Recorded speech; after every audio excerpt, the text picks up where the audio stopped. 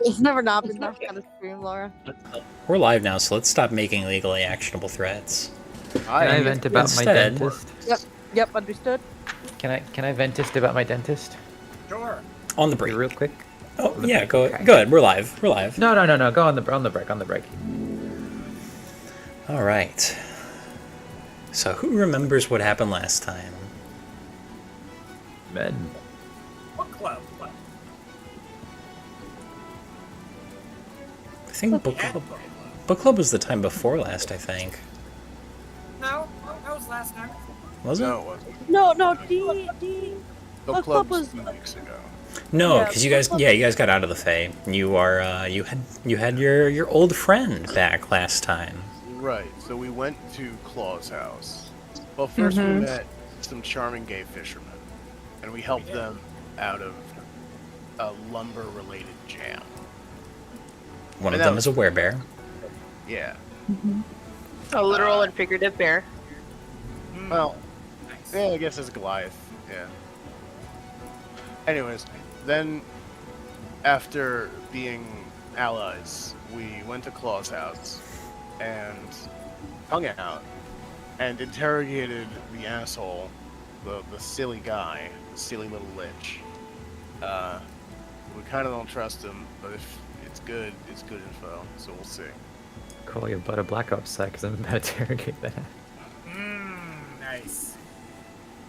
Very good. Then we teleported to Bjergtown. And then we saw Drow and we talked to Drow. And we said, hey, we have this silly little lich. He wants to help. Maybe we let him help, or maybe kill him. Whatever. And then we planned out the next phase of war, which is send guys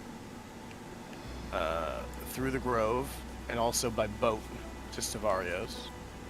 And then take Pushenkt.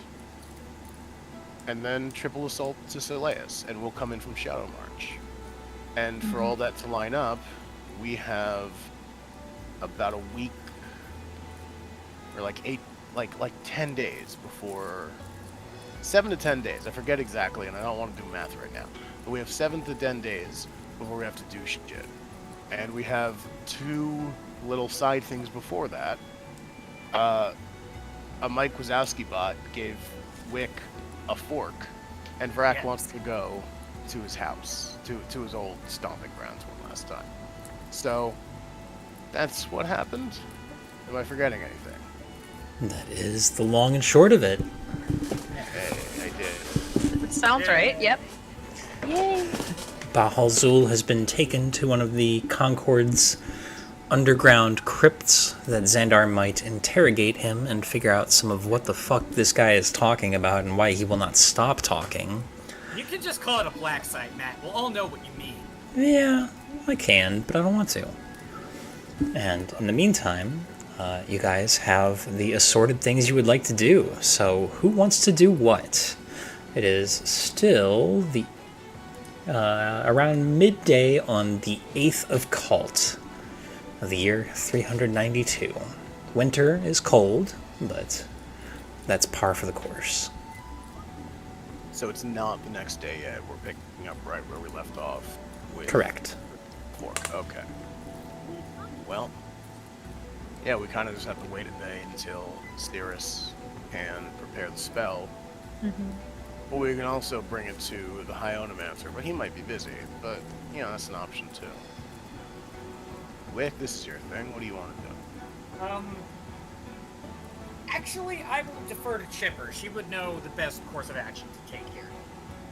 I think I'm always down to go talk to to Professor.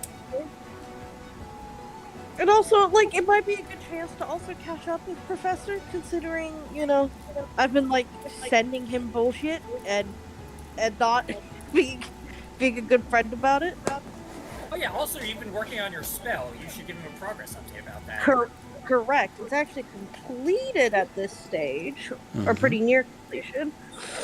No, it is completed. So I'll have we'll have the notes prepared for him about that. Hell yeah. But still keeping it relatively a secret. But yes, if you would like, I think visiting the professor might not be a bad idea. I'm rather loath to darken his doorstep by asking him another favor, as I've done so many times in the past, but I suppose I could accompany you. Yeah, that'll be great. Sorry, the chipper voice is a little still warming up. We're Yeah, still it's getting there. That was a little grumbly. It's alright. That was chipper after like 6 cigarettes in the morning. Chipper has had a difficult series of weeks. It's alright. She's been going hard in the fucking paint. It's true. It's true. She's been fueled by tea, cookies, and like huffing like chalk dust. That's Yeah. Don't worry about it. Cigarettes like the size of a forearm. no, cigarettes are not the size of her forearm. She's a gnome, not a camp. I forgot Chipper was a gnome, so I just imagine really fucking thick cigarettes. Like a burrito. Delicious. So, Chipper and Wick are headed to visit the professor. What's everybody else up to for the evening?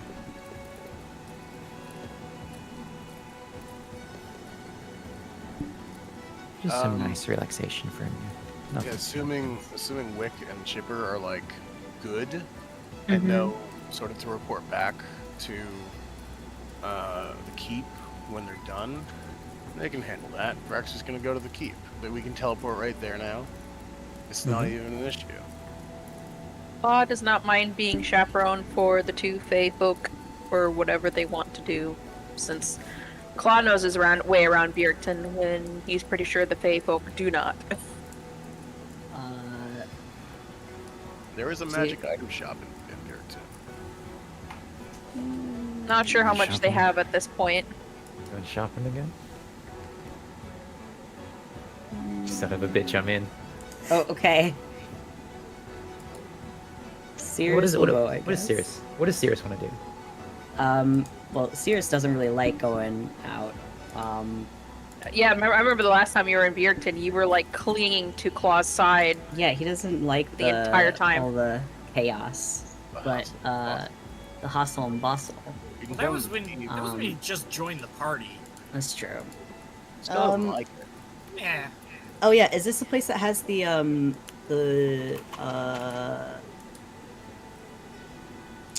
You mean the tailor, or you thinking? go Yes. To, yeah, Yes, thank That's- you. That's my house.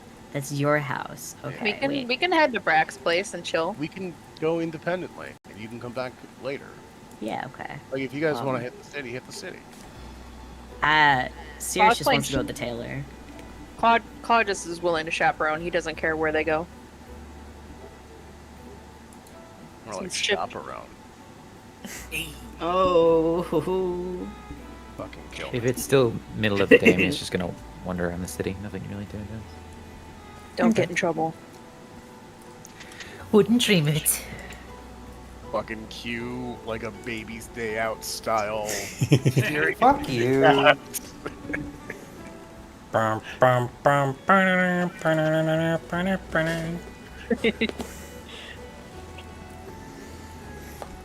Okay, so Sirius is going to the tailor. Emer is just flying around. Claw will go with Sirius just because he knows Sirius has a hard time in crowds, so having anchor Tailor is safety blankie. The tailor's in the I cap know and the keep. I know it's in Lamalios, but again, it's Sirius. Damn. He's a big boy. All right, okay, fine. If you want to go by yourself, you can go by yourself, big boy. It's not even in town. It's in a small keep city, like keep town, off of town. With a total of like 20 people. I think you can handle it at this point, you know? Yeah. Okay. God. Fuck. I guess Claw will just.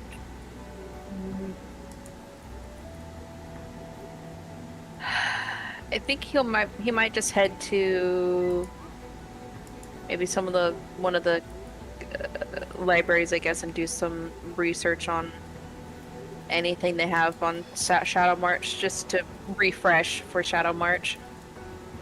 Okay. Okay. We will start with Wick and Chipper then. You guys head up to Professor Gerald's tower, seeing yourselves in, as per usual, and you catch sight, as you open the door, of the professor seated beside a kind of more like cleaned up version of Jen-Hu Lee, and he seems like teaching her something.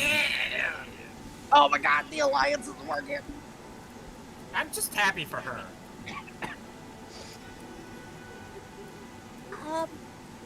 Hello, Professor? Are we interrupting? Oh, no, it's good to see you again, Chipper. I was just teaching Miss Lee common. The Dalgan tongue, as it were. Yes. How was your trip to the Somerset? Very fruitful, actually. I have something to present to you, but maybe something something you can peruse at a later date. I believe my good friend Wick has a proposition to make. Oh, all right then. I'd love to hear it. And he kind of A request. all right. Less of a proposition, more of a request. I'm certainly curious now. Wick will take out the tuning fork. I've received a planar key from let's just call it a benefactor. Chipper does not yet possess the means to cast planar magics herself, so I've been informed that we're in need of a scroll. Of course, I'm well and versed in such magics. I've held a number of expeditions with some senior mages in my time. Based origin of the spell, maybe it is something that, with some time, I could sit down and copy, so to speak. Oh, of course. It's in my spellbook. You're more than welcome to copy it into yours. Oh, look, can I? I'd like to do that, please. Of course. Mr. DM? Of course, yes. It's a 7th level spell, so it would take about 3.5 hours. Okay, even with my scribeness means I save money on scribing it. Mm-hmm. So. And time. It takes less time. Yes, Oh, there it you go. does. But let me pull it up real quick. I feel like the more important bit is the money, at least for me. Right. Hold on, let me check how much magical ink I have. I think Professor might also have some.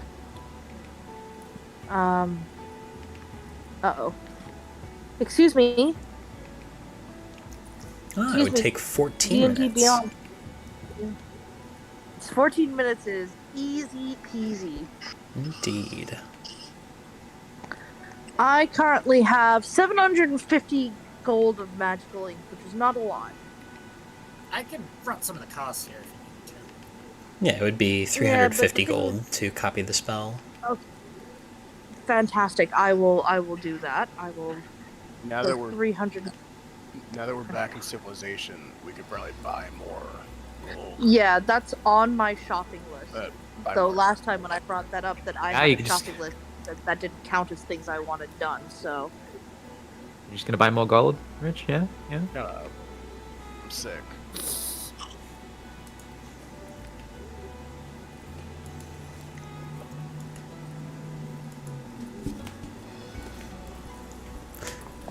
But yes, Miss Tuning Fork came from a benefactor, yes? Yes, of sorts. Do you have any inclinations as to where it might go? The plane of The plane of order. That's what I presumed. My docent has informed me otherwise. It has to be related, though. I received it from a Modron. Oh, curious. Don't see many of them. No, we don't.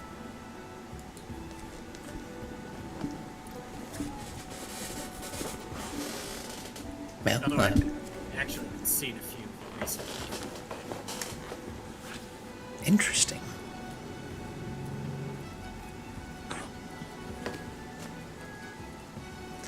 Well, I'm more than happy to supplying Chipper with a spell. She's currently scouring my folio as we speak. Yep. All I ask you is just you hear scratching noises. bring me a souvenir. I will certainly do so. Fantastic.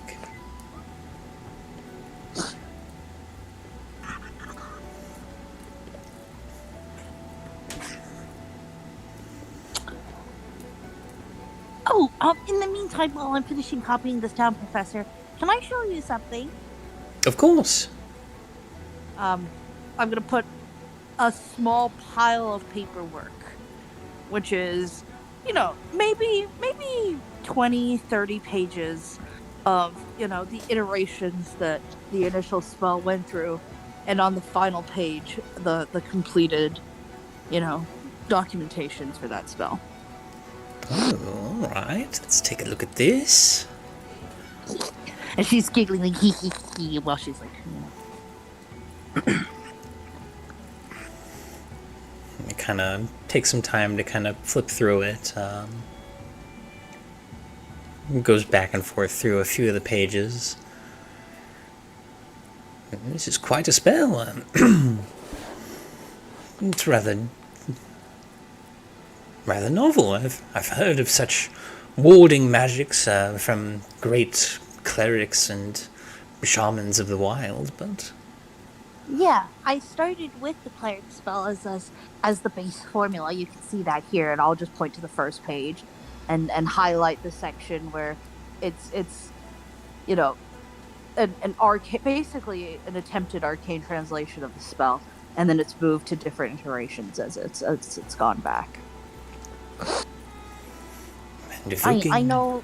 Evoking a coal. That's very good. That should prove a stout arcane boon when casting. Indeed. I have a feeling that we will have great need of it in the future. In the near future. Far nearer than we think.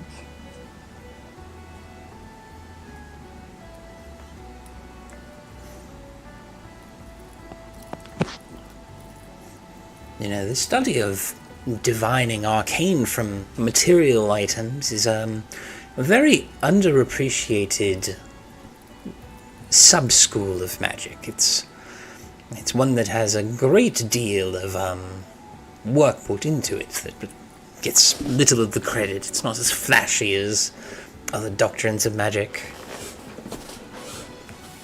I felt like, using itemic totems as has always been, it felt like cost, but in certain essences it is the support mechanism to allow you to cast spells that maybe even beyond your means in some ways.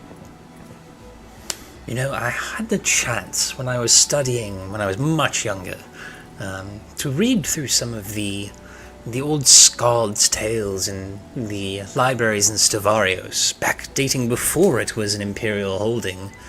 And they say tell of a witch king who was able to draw magic out of mundane objects and produce the most uncanny arcane magics. Do you have that book with you? Oh goodness, no! It is older than our empire. To draw it from the library would be to destroy it. If it's even still around. That was 20, 30 years ago. She makes a small note in the corner of the paper. I must visit it myself then. Yes, well, if If our armies are to retake Stavarios, I'm certain you'll have more than enough chances to peruse the library. Jared's holding tea at me while gyrating his hips, and I don't know what to do with myself. I'm so sorry. It has nothing to do with this character moment. Drink the fucking tea, idiot. Yeah, drink the fucking tea, idiot. Can you put it over there? Marriage. Marital bliss. Dare you imbibe this imp's concoction?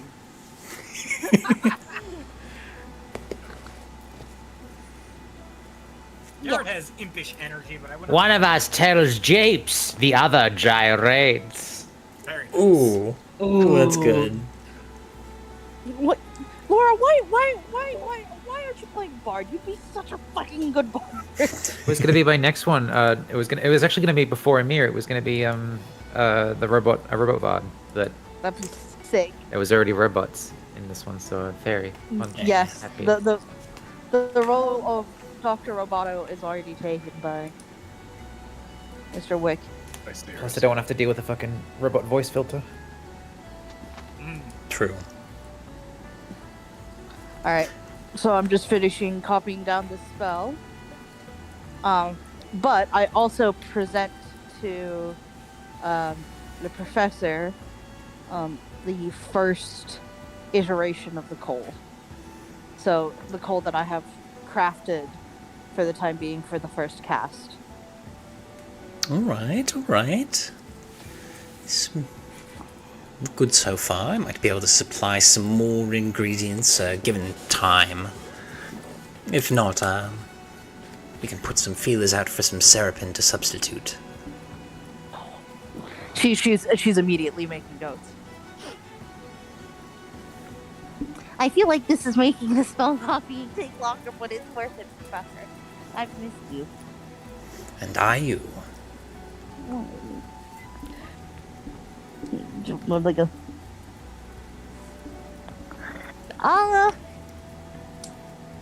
God, I'm considering whether I probably should tell him. And I'm considering whether it's in character for Chipper to tell him. Professor, I understand this isn't exactly a field study, but might you be able to tell me exactly what this key is attuned to? Of course. Give me a moment and I'll figure it out, either by an identification spell or by legend lore.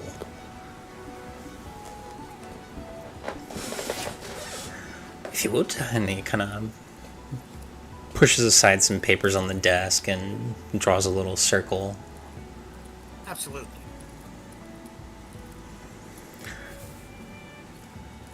And you place it down, and as you are placing it down, your passive perception is notably high. You catch Jen kind of intently watching Chipper work.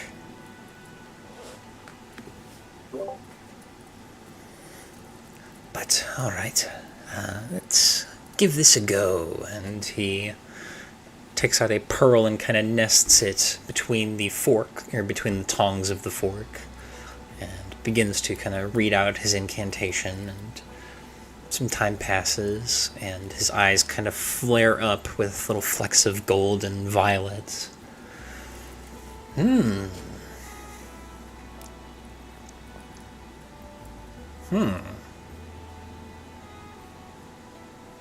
Interesting.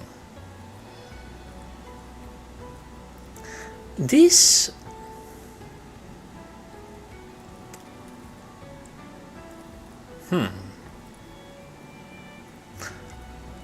Well...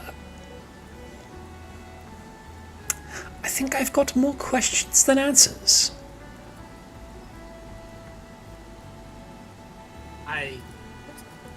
What have you found? There is a supposition among arcanists who study the stars, the planes, that sort of thing, the sun, the moon, the very astral weave that ties everything together in our comprehension.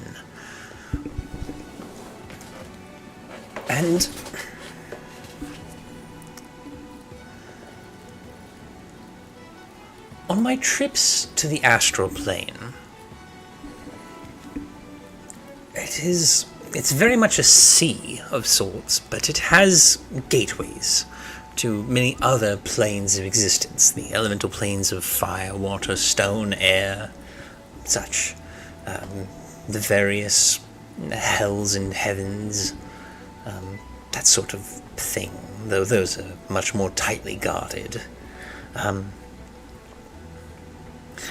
But often, travelers of the astral sea can find themselves looking upon phantom planes, almost.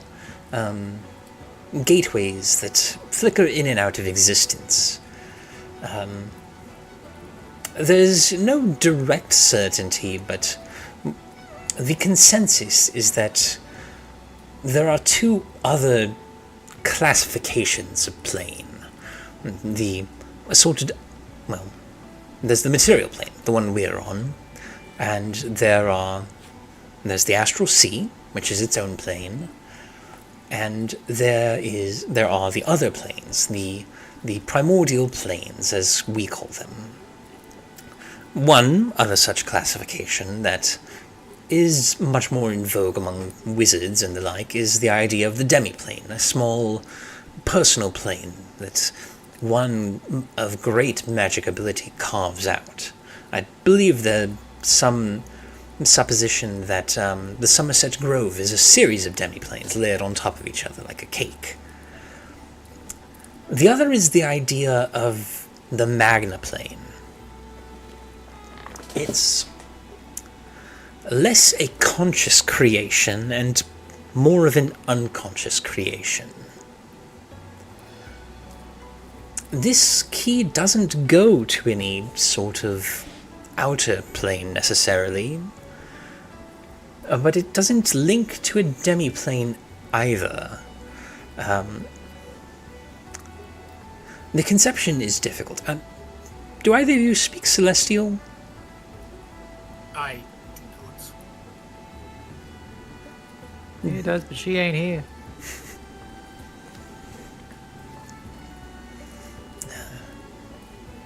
Chip is too busy writing right now. She can't hear me. Anyway. So, what you're saying is that it's possible that... okay. I was pooping. I'm sorry. Oh. There it is. Alright, we are 37 minutes into stream. Everybody cross that off your bingo cards. We need to have like a Pee Wee Herman, you said the magic word. Chippa, do you speak Celestial? I do. I read and write and speak Celestial. Oh, wonderful. There's no great common translation for it. The plane this key links to is Lavastion. And Do I know what that means? you speak Celestial. There's no great translation to it. It means both machine heart and gear corpse. Okay. Alright.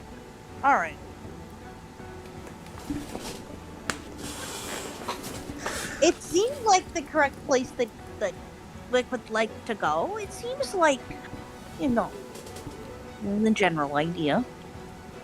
Yes, I will admit I'm not entirely certain what this is. It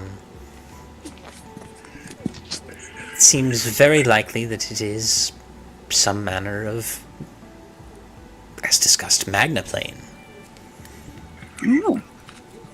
So this key leads to the core of all planes, so to speak? Is that what you're saying? I don't think it's the core of all planes. No. Like I was explaining, the belief in astral magic is that the demi-planes are those created by conscious observers, conscious sculptors, and these magna planes are those created by an unconscious magic power. Yeah, things that may naturally enforce its power onto the astral plane and the astral sea. So it's more a plane of natural laws. A plane of Not natural... sure. It is entirely possible that this is some type of god that's reaching out to you. Vrack is approaching your location. That is I mean, not a god in our conception. This is an incredibly indirect sort of message, but...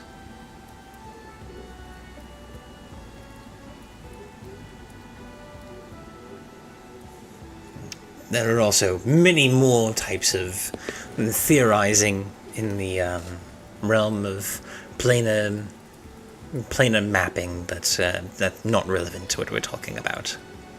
I suppose I ought to divulge to you, Professor. I've learned since our travels to the north that my kind are, not strictly speaking, mere machines. Alright. We are, in fact, creations of the plane of order itself. Oh. Yes. This, then, would be the source from which I was made. Well then. Yes. Suppose you're simply being invited back home. I've come to see it that way, yes. I mean, possibly, I don't know what you could expect. Nor do I, especially considering that I've also learned that the plane of Mechanus was sundered of all life by the Dark Star aeons ago. I see. Yes. That is how we ended up here. Does the key connect to Mechanus, or does it connect to the machine soul gear corpse realm? Yeah, it connects to the machine corpse. I was informed by my docent that it does not, in fact, connect to Mechanus. No, it doesn't. But I think you'll still find what you're looking for there. I have to imagine. Yeah. Though if Mechanus is its own plane, that does change some of the calculus into how the astrological phenomenon of Atropus works. It certainly questions some theories I had held true.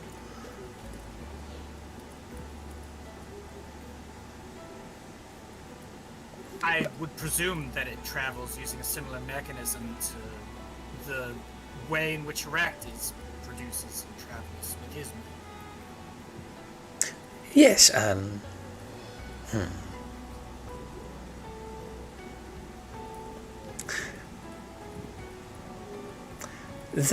There's a theory. A theory I subscribe to. There are two schools of thought, really, for how the planes themselves are organized. You know how when you look up into the night sky, you see all those twinkling stars? Yes. Well, there are two theories regarding what those are. One theory is that when you look into the night sky and you see all the stars, you're seeing the holes in the astral sea. You are seeing the pinpricks poked through the wrapping that surrounds Herat and lead out to various other planes. The second, and one I am much more partial to, is that we are not the only prime material plane, as it were, or that the prime material plane expands out, and rather than each of those little pinprick dots being a hole in the fabric that leads to somewhere else fantastical, that those are other suns with their own material planes, as it were. Which would explain how you were able to travel to the moon without the use of a plane shift spell, or necessarily some sort of actuated tuning fork. I believe you gathered swords. The swords did, however, forge into a tuning fork, didn't it? It forged into like a silver tuning fork. The swords, it appears, were mere fragments of the tuning fork. Right. How do I put this?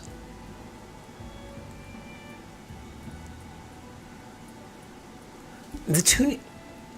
Without the ability to directly plane shift with it, if the contraption you activated was some sort of dormant scroll of plane shifting, the key would not be necessary. It would have been baked into the spell. Oh, true. What I hypothesize, and there's no way to prove this without asking the Heraktes themselves, is that our moon is not another plane.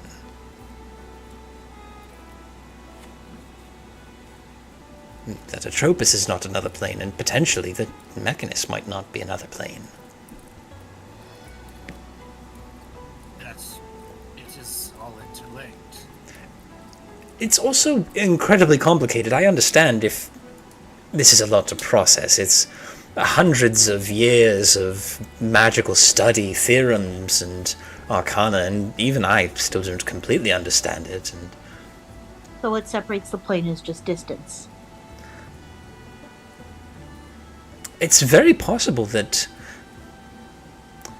they may not even be separate planes, that the material plane may be the entire conception of existence, and that the astral sea, as we view it, is simply the wrapping on the delicious chocolate of unfathomable life.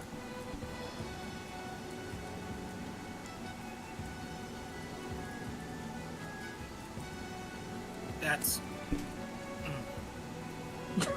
I like That's that a lot thought. to ponder.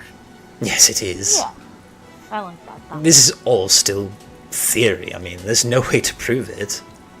What are we going to do? Learn to fly through the burning shell that keeps Herat stable? I don't think any creature has wings that powerful.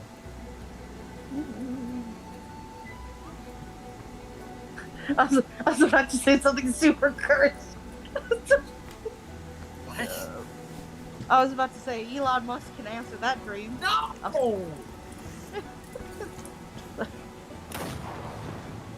just shoot me. Oh shit. Immediate comma. Perfect!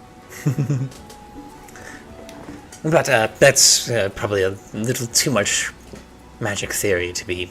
planar theory, I should say, to be contemplating at once. I mean, we've got this tuning fork to what could possibly be a magna plane, a realm that has not even been explored outside very theoretical magic.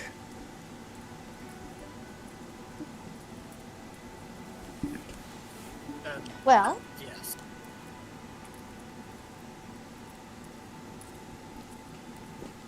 I'm sorry, I'm at a loss for words. This is a lot to think about. Oh, I told you yes. visiting the professor was the best idea. Yes, it's been very fruitful for me in the past. I did not say otherwise. No, you didn't. I'm just saying, I'm just saying that we should definitely visit the professor as often as possible.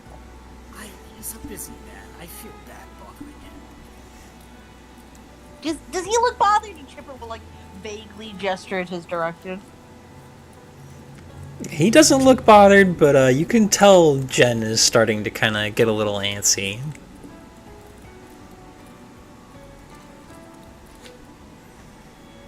Hey, we should leave you.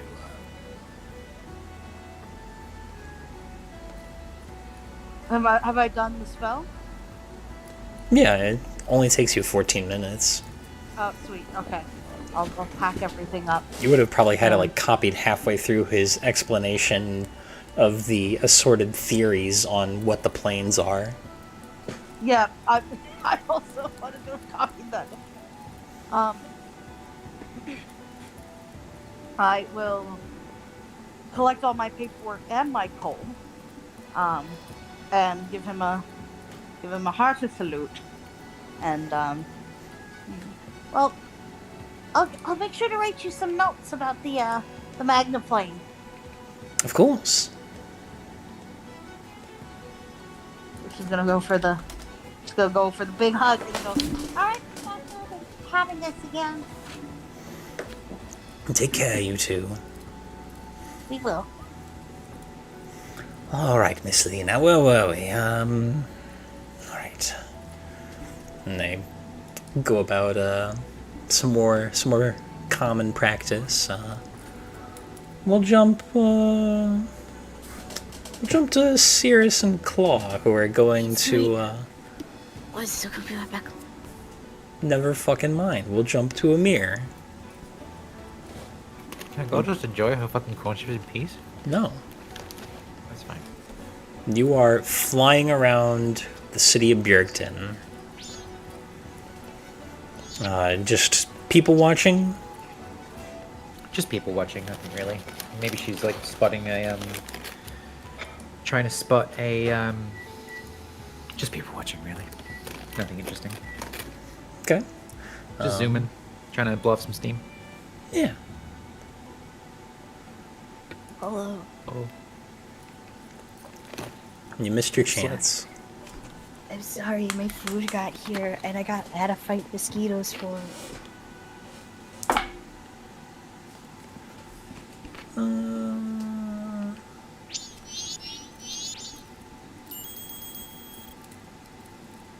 Okay. Emer, as you are kind of flying around, much of Bjergton is more subdued than the last time you've been here. There's a lot of kind of pre-war kind of contraction of society that has kind of drawn more people indoors, doing the things they need to do and then getting out of the way of the general mobilization. This is broken up in a little square on the southern side of the city, where much of the kind of more working class residential area is. You see some street performers kind of gathered in a fountain square that seem to be doing some marionette work.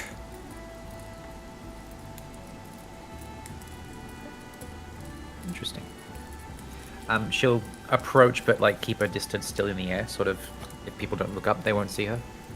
But she'll just watch intently, and is a little miffed about the city not being as like interesting or amazing as last time that they were there.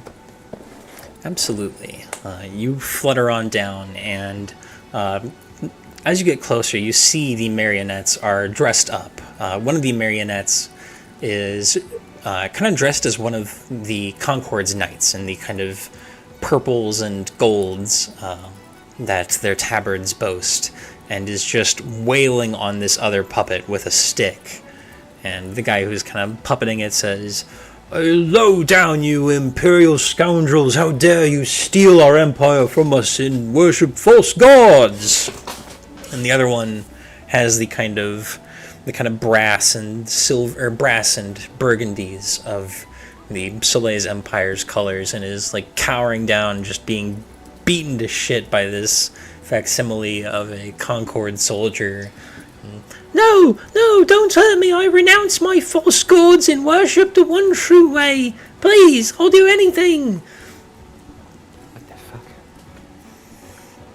Would she be able to do a check to see if this is like propaganda or something? Like, would that be a concept that can be checked for?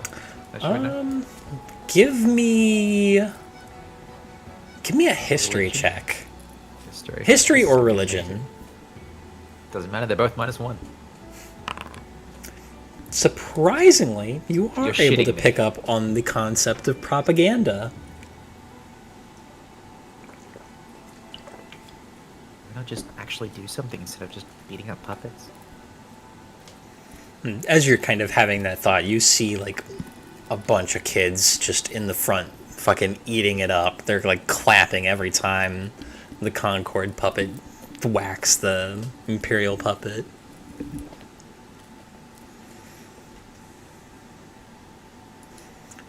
But no one else that she knows is around. Yeah. I choose to.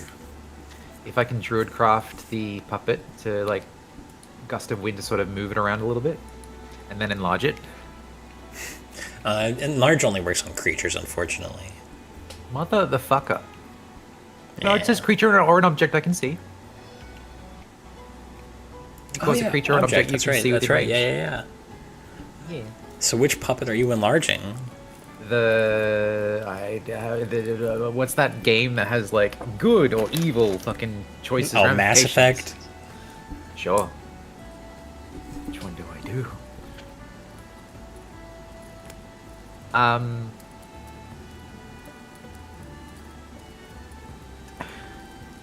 See, she likes Brack, she likes Claw, and she likes Chipper, and is D also an Inquisitor? Wick? No, he's extremely not. Okay. He's just a guy with a gun. He's just Yep. just a loaded bullet. So, like, she'd have cause to enlarge the Imperial Soleus one. But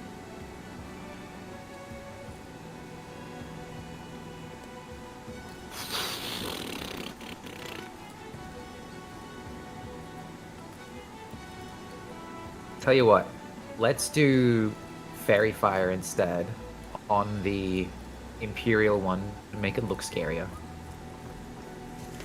Alright, you loose out these little motes that float around, and the performers kind of like look at each other like, did you do that? No, I didn't do that. Well, you did that. And like, the one with the Concord puppet's like, oh, foul devil, you use your wicked magics to try to intimidate me, but I've got all the allies of the Concord in my back. And there's another like big fucking over-exaggerated marionette swing and swats the other one over, and all the kids just fucking erupt in cheers.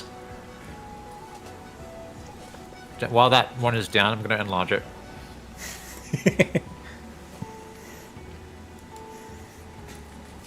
And lo, the Imperial Titan is laid low, and the March Concord is victorious over the false worshippers of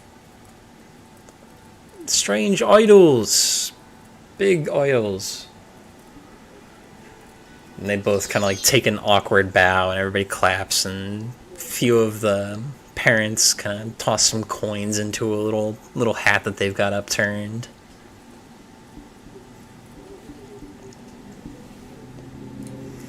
But they begin to kind of filter out, except for the performers who begin kind of packaging up the marionettes.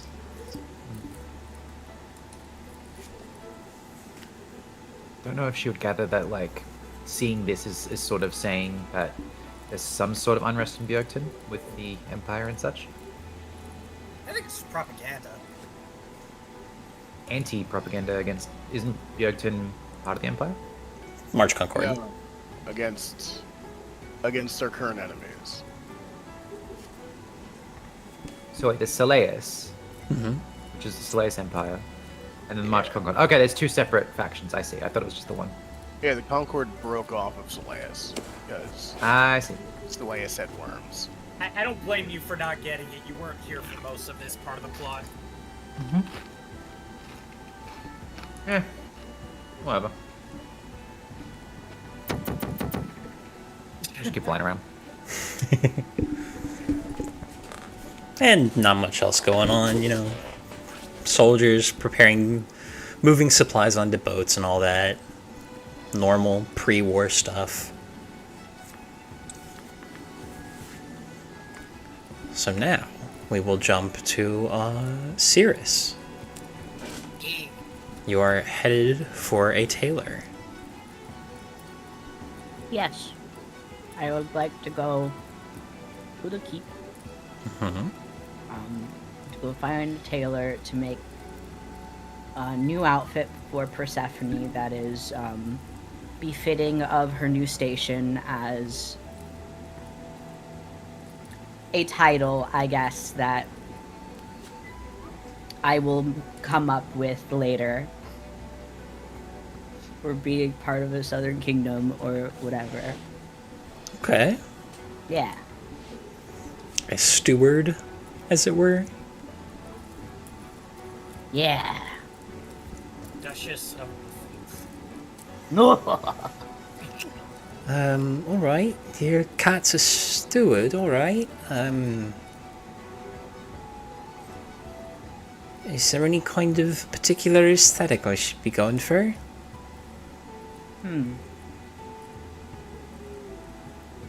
I really enjoyed the last time, the lacing you put on, her outfit. So perhaps more of that. Alright. Extra lace. Yes, thank you. Can do. I'd say that'll run about 5 gold. Perfect. He will hand him 7. Oh, very kind. It's been kind of slow lately. I've just been patching up uniforms and the like. So I might be able to have this one done by tonight, maybe. No, it's almost night right now. Sorry. Probably lunchtime tomorrow. That's perfect, thank you. And who's a good little kitty, and he kind of reaches out to give Persephone scritches, and Persephone gives you like the most indignant look before like leaning all the fucking way into it. Sirius takes just a moment to look a little smug.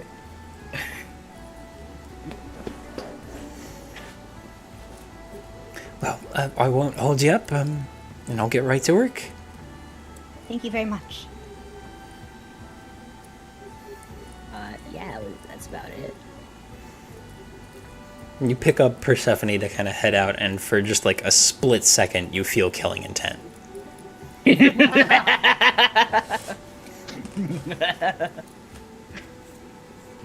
He just gives her like little chin scritches.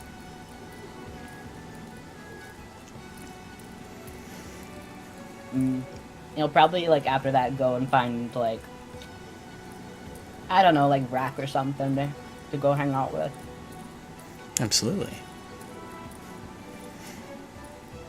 As you guys, because you got Claw with you too, right?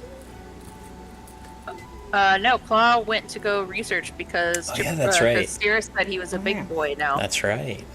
He is a big boy. As you are about halfway to between the tailor and the keep, Persephone kind of like shifts a little to make sure you like make eye contact for a very long second before saying, plain speak, "Am I a fucking doll to you, Sirius?"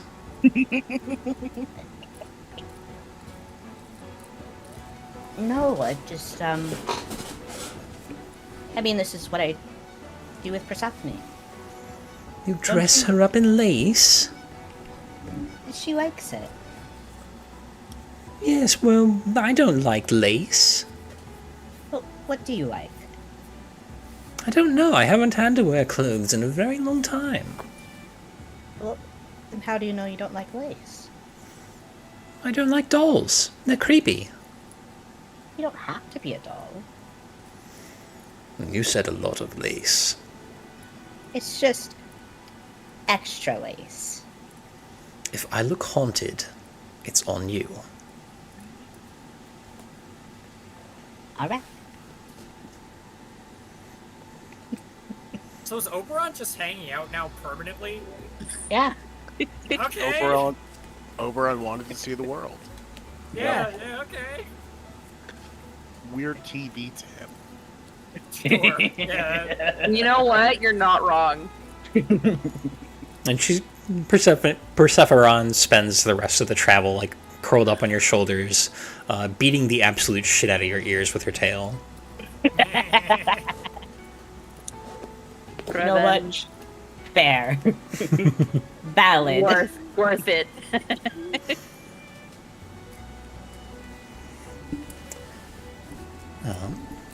And Claw, you are attempting to study up on Shadow March shit. Yeah, just kind of refreshing / seeing if there's anything new or that he hasn't come by about Shadow March in any kind of library that he can find. He's having a book club thing without Chipper. Better not tell her. Her sense pings for just a second. But it's not enough. Basically adult. That and maybe anything as well as anything else about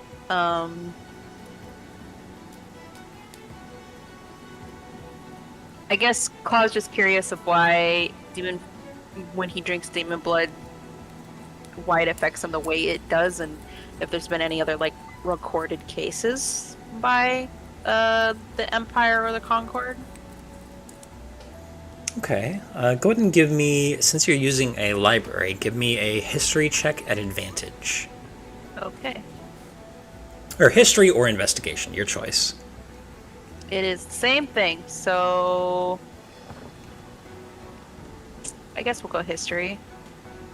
You said that first. Ooh. Oh, 23. Crit the crit. Okay. Thank God. You don't find anything that you didn't really already know. Mm-hmm. You do, however, find a reprinted book. It is the Treatises on Hematurgy, 2nd volume, 3rd reprint. This cites an incredibly old imperial scholar named Anton Lurg. And it kind of goes over some kind of like boilerplate stuff about like how the Inquisitors have been able to transform the very blood that flows through their veins into magic. And it talks also about ideas of like bloodline magic, things that could be interpreted as like sorcery, natural magic that comes from something that's in your blood. Mm-hmm. But it makes reference to a book that you are unable to find in this library called The Blood Tower and the Origins of Magic.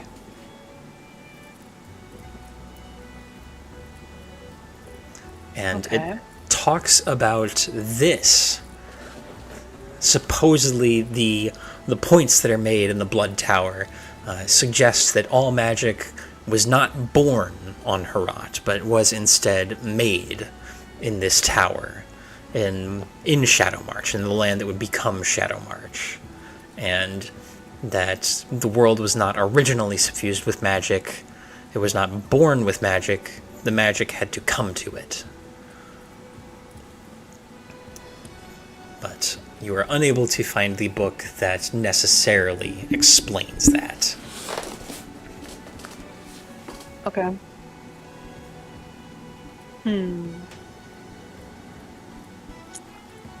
Noted. Noted. I might ask Chipper about that when I get the chance. Didn't we see a tower when we were in Shadow March? Yes. It was the tower surrounded by a whole demon society. Yeah. And it was hard to get you guys through because everyone wanted to make you slaves. Do you remember that? Oh, yeah. I remember specifically Vesh was like prime rib, and then I was really into Vesh. Yeah, Vesh specifically, I remember. Yeah. I think that's because he was the only, like, pure human. Yeah, the only, like, regular guy. Yeah. Wix metal, I'm all scaly and tough. Chipper small. Claw's already half devil. Or so, demon. Yeah, Vesh was looking juicy. a nice tasty steak. But that's what you find. Okay. Interesting bit of research then. Good. Good. And so, we jump to Vrack. What have you been doing all evening? Just catching back up with his various pals and also overseeing the keep. It's only been like 3 days since he was here last, but it still, feels like It feels like it's been a long time. yeah. So he's kind of nosy. He's kind of like he wants to see everyone personally because it's been so long. He wants to see how everyone's doing, and he knows it's only been a couple days, but he also just can't help himself. Yeah. And he's being a little overbearing at first, but after a little bit, he just winds up spending time with his friends, telling them, telling the room brewers and the Warforged, whose name escapes me at the moment. Brazier. Yes, Brazier. Telling them what went down, regaling them. Yeah, they fucking love it. All the weird shit you saw makes for incredibly colorful stories that... As Vrack describes it, the boys act it all out. Hell yeah. Oh, hell yeah. That's all. Just Absolutely. Well, is there anything else anybody would like to get done for the day? You guys want to reconvene and kind of hash shit out before turning in, or do you want to just hole up where you are? I think reconvening would be a good idea. yeah, that makes sense. Okay. Meet up at Brack's place. Yeah. Okay, you all reconvene at the keep as dusk is starting to kind of settle in. Relatively productive afternoons from everybody. Emer has a question for Chipper if she's willing.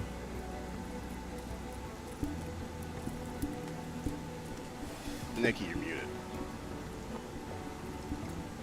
Assume the worst. Oh, Sorry, what was that? Emer has a question for Chipper if she's willing. Absolutely. Miss Ornamensa, I have Yes? a proposal. You want to do book club, which I am informed is lots of reading, and that's fine. I can read from time to time, much of everyone suggesting that I don't otherwise. Would we be able to go over the specifics of Ornamency at a later date? Absolutely. What brings on such curiosities? A bit of old pain in regards to names. Ah. Well, would you actually like to learn the history and the philosophy behind it? At least for outside the Feywild, yes, I would. Absolutely. Whenever you'd like to have the time, I'm always available. Until I'm not. Of course. Maybe when we can find a more peaceful moment, as everything looks to be winding up around here. So, on the back burner for now, but if you have a free moment and you feel like it, please let me know. Not today, of course. And, even if I'm not around, right? You're more than welcome to always ask the professor. He's the one who taught me everything that I know. I'd feel more comfortable if it was a friend, No, I understand. It's just that, there's always the chance that, that before things... Chipper! No! I mean, it's true. In our She'll- particular line of work, She'll go to punch you, but it's like the lightest punch ever. But it's true. In our particular line of work, especially, well, I guess it's our previous line of work for Claw of Rackadai. Survival is not a guarantee. I'll have to make it then. Make it a guarantee. Well, that's why provisions always need to be put in place. And my provision for you in this matter simply is that, in case something happens to me, there's always other great onomancers out there who are valuable and willing to teach. And the professor is one of those wonderful people. None are the same as you, and none are replaceable. No, never said he was a replacement. In fact, he's a far better teacher than I am. But it is a provision. In the same way that before one, treks across a mountain, one brings,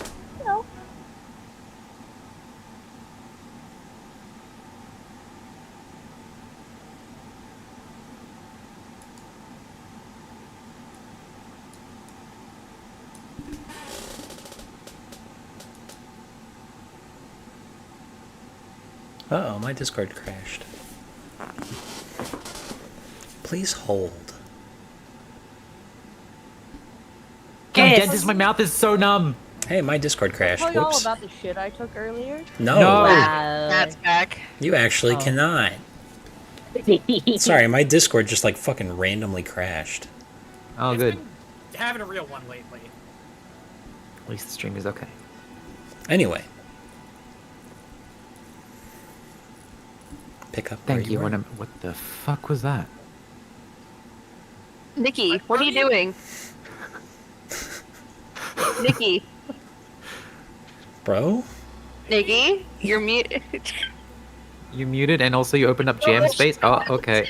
What the fuck is jam space? I don't know. Maybe the dog was attacking her. Probably. Hi, lovely. Back. Hello? You What's good, jam homie? space? Do you have dog aggro? What just happened? You opened up an app called Jam Space and then you muted and then it was just really weird because we heard like a that was really weird. Oh, yeah, okay, so what it is my screen on my phone has gotten to the stage where it starts clicking things it randomly wants to do. Oh. Sweetheart, buy a new phone. Yeah. Yeah. Or replace it. It's The gotten screen. to the point where I have butt dialed people that I've literally spoken to once in my life. The worst part is when I'm sitting there trying to watch a fucking YouTube video and it starts scrolling my YouTube video forward and backwards. I would have sucks. immediately Yeah. chat and then repaired it immediately. Yeah, that would be like new phone time immediate for me. But anyway, in the moment now. Let's before somebody else has like a total fucking technical pants shit moment. At a later date. I'll shit my pants without the technical, Matt. You don't need. Thank you, thank you, Sloth. I can always count on you to laugh at my poop jokes. Thank you, sir. I appreciate you. You can see him do a little heart hand. Anyway, later moving date, Miss on. Onomancer. New, different tomorrow. Yep, tomorrow. Unless anyone else has anything. Alright.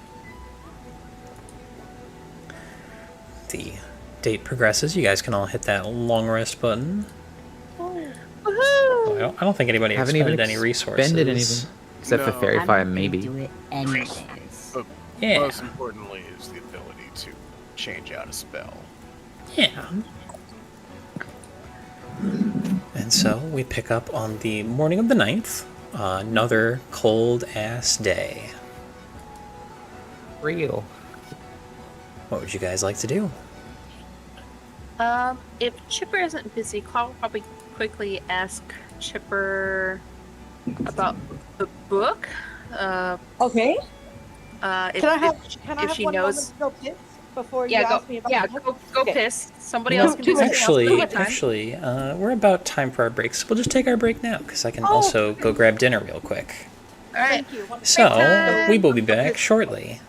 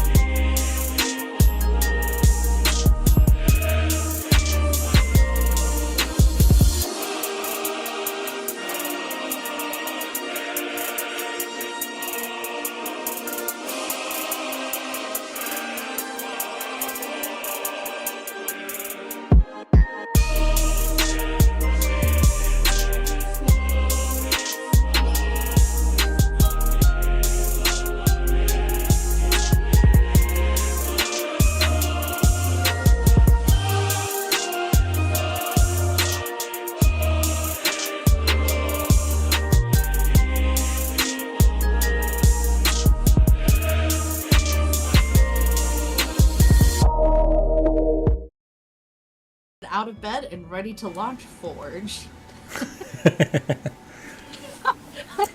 Hour and a half into session. Let's fucking go. Yeah. Anyway, Look. we are back, and it is a new day. A new day has dawned. On a cold. What would you guys like to do?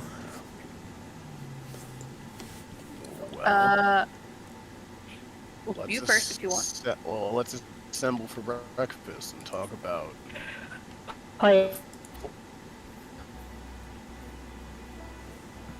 True. All right, you guys saw assemble around something- the table. Oh, go ahead. I saw something really, I guess silly yesterday. There were some marionette puppet people, piloted by normal people, and there were a ton of children just watching it as these two puppets just went at each other, and they're all like, "Oh, death to the Empire," ooh, and stuff like that, which is very strange. Is that a normal occurrence here? Well, not. It's not as though this happens all the time, but it's not uncommon for, during times of war, to put on, for some to put on little plays and shows and whatnot to entertain the children and give them some sense of confidence, to instill in them an understanding, belief that their side is good and will prevail. Because, well, as explained to me, most children are averse to war and find it frightening. So, that sort of thing, rather common during times of war and battle and strife of that sort. See.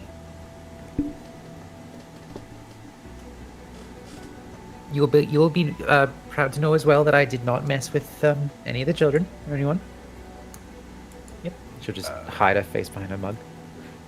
I will drinking? look over. Like, what did I say before you left? What did you say before I You are left? protesting too much. To not cause any trouble. I didn't cause any trouble whatsoever. Insight, please. I'm inciting the fuck out of that. Can you beat my insight score? I wonder. You gotta. That's deception. Oh, God damn it! I have to do stuff. You can't just like try to gaze through my defenses. I have to actually put up a front. Fuck me. You're lying. Yeah, well, I'm lying badly, so. Sure, princess. I made magical lights around one of the marionettes so it lost faster. Okay? Is that a bad thing? That's all. I tried to make it bigger, but the DM didn't really notice that. He did. Well, there wasn't much of that. He called the one guy called the defeated puppet a Titan puppet. Oh. Yeah, he said it. He did it. Yeah. I don't have a good listening score then, it seems. It's alright. I've got the perfect score for any situation at my fingertips. Look at that. Anyway. It works good on myself, too. Okay, and I enlarged a puppet. That's all. No one saw me either. So, no one's going to be stressing about fairies flying around or anything like that. Unless they want to. Preferably not at the moment. Well, I'm glad you had a nice time yesterday. That aside, Wick, Chipper, what did High Eldermancer have to say about that tuning fork Veldalg provided us? We've recovered a planeswalking scroll from his archive. Well, I have now also learned the spell for planar shift.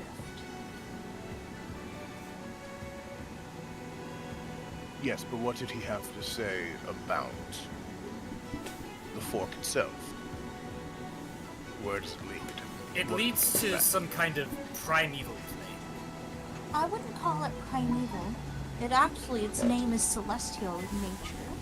The best translation that I can give for it, that me and the professor have agreed to, is somewhere intersecting between the ideas of a machine soul or gear corpse is the best translation.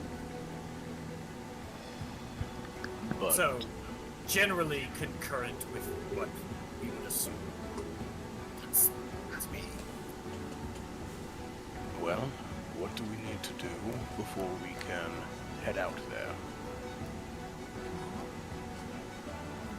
I'm pretty sure I can just cast the spell right now.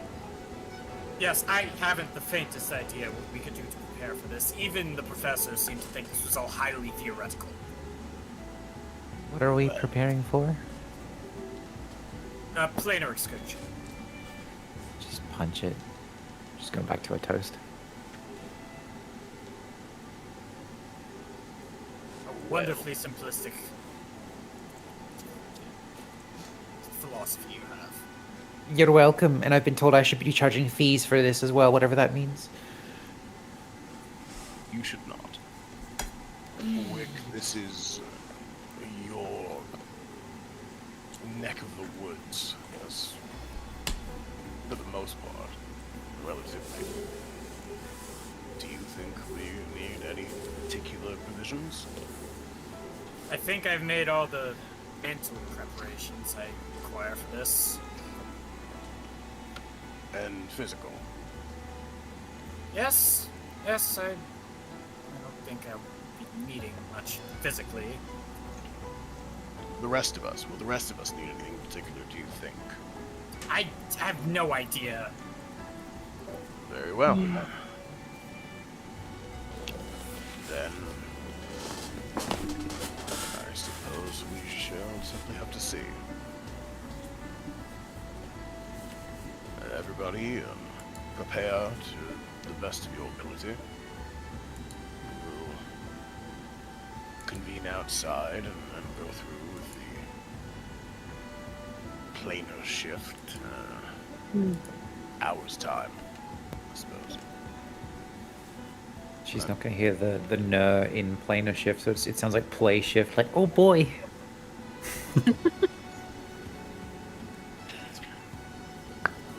Really bad listening stat. Really It's early morning.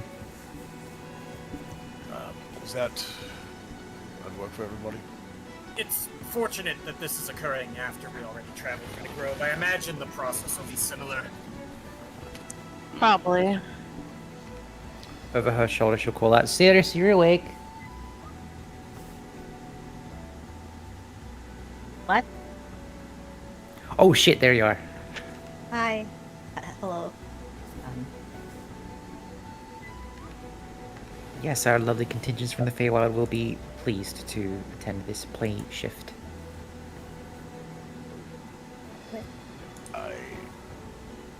Good, yes, excellent.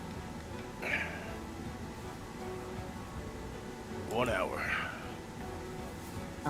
What would that make? Would that be noon? Would we be staying here until noon in 1 hour? I don't know what time it is. This is breakfast, this is morning. Oh, actually, I have, something I need to wait until noon to get, if that's alright. Is it pressing? Yes? Alright then. Thank you. What is it you need to wait for? Yes, what of course would the Pale Star be putting a pause on a play shift for? Persephone is like thumping her tail now. It's, a commission I have waiting. Of what? Clothing. Oh, this I have to see. really don't think that's essential. Could I pick it up for you How are instead? Might be faster that way.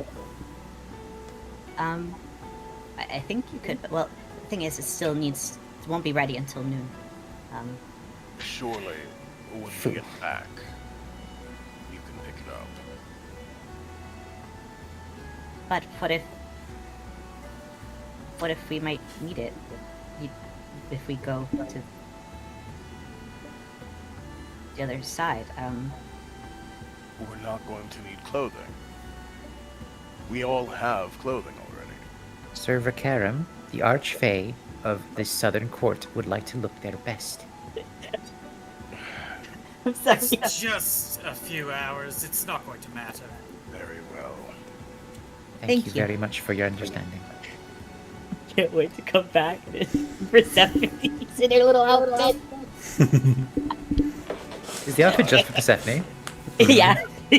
Oh my god, what have I signed up for? Time is of the essence, but very well. This is yours, and if you give the say so. I've been waiting my whole life for this. A few hours will suffice. Thank you. You're waiting your whole life for a play shift? Wow, this must be exciting. That will be all dismissed.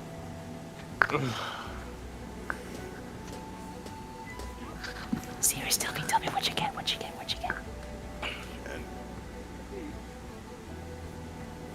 And it's very early in the morning for fairy bullshit. Hey Chip. Yes. I came across the title of a book the other day, and I'm wondering if either you have a copy or you know where to get a copy, or if you've read it and can copy it down for me. I can definitely try. It's called The Blood Tower and the Origins of Magic. Have you heard of it?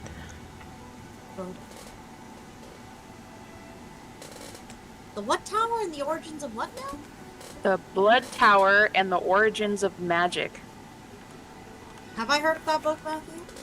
Give me a history check. Does my sage being good at book shit help me with that at all? Yes, we give you advantage. Okay. Sweet. What did you say Arcana? History. History. With advantage. Please, her story. 27. 21. 21. You kind of think on it for a second, and that title does ring a bell. It is one of the books that is kept in the Imperial Library in the capital. Oh, Shit. fuck. Locked right the fuck away. It is incredibly old, and many of its writings actually predate the Empire. I actually do know exactly where that book is kept. Has she However, read it? Have I? I don't think I have read it. No, this would have Have I read been way above your pay grade. Yeah. A little bit. I don't think I had the necessary requirements to read that book, so to speak. I don't think I had the clearance. But I do know where it is stored, and it is in the Empire.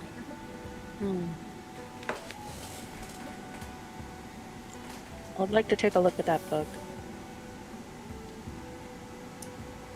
I mean, can see if we can find one. Me and Chip are now both after the old books in the Empire. So I guess when we ransack it, we'll just take a quick stop at the library. Oh yeah, absolutely. What, Mocha? I'm sorry. You not like the word ransack or something? Dog I don't know. She just like suddenly got up and just left. Anyway, alright, that's all I wanted to know. Thanks, Chip. No problem. Always happy to help. And some time passes. Noon comes around. Sirius, you are going to get Persephone's new clothes. Yeah. You head on down to the tailor and May as They- well with dreamers. Oh yeah.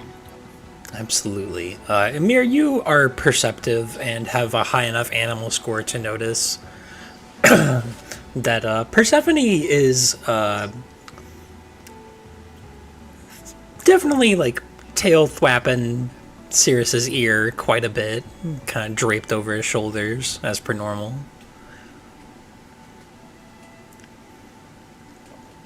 But It's hard to guys- get you into anything other than a fucking just mumbling to herself.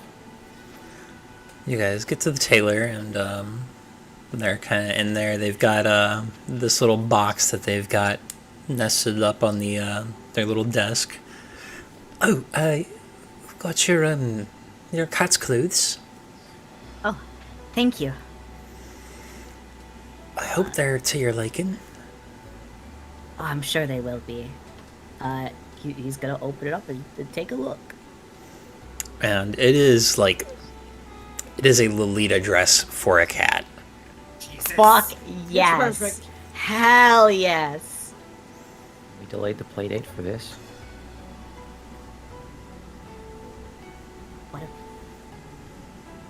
What if Persephone has to look like us? Oh no, it looks great. It's fantastic. I'm so happy. I just Catboy maid outfit Oberon. Yeah!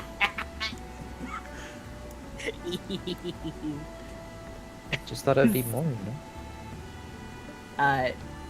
Sirius is holding it up and has like that fucking JoJo's aura as he looks at Persephone. You feel just the tiniest little prick of those little claws.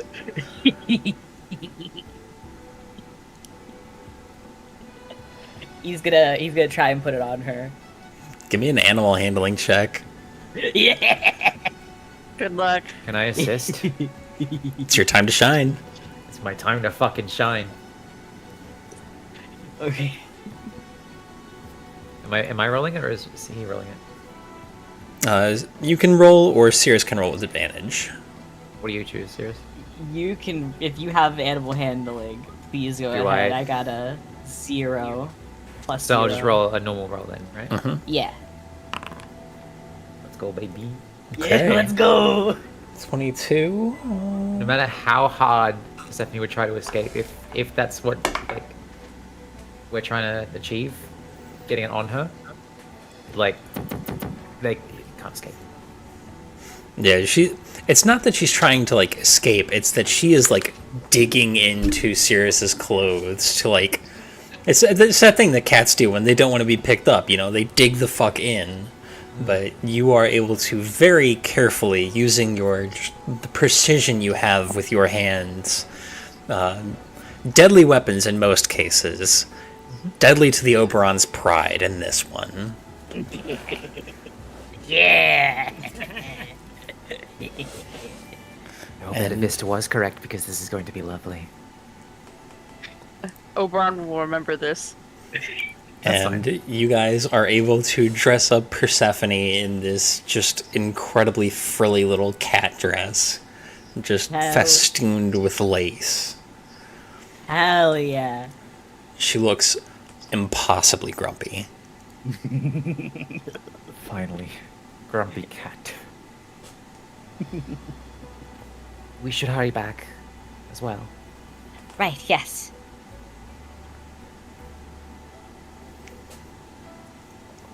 And so you guys are able to skedaddle back and